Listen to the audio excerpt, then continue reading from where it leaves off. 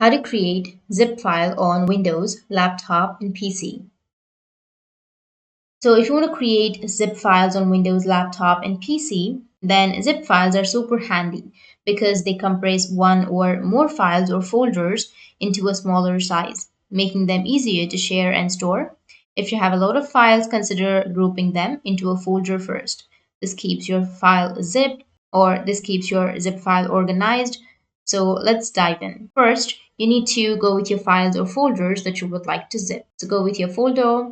So for example, I have the file right here, which is these two files. So I want to just create a zip file. So you need to select the files first. You need to right click on it and then go with show more options. And from show more options, you need to go with an option of compress.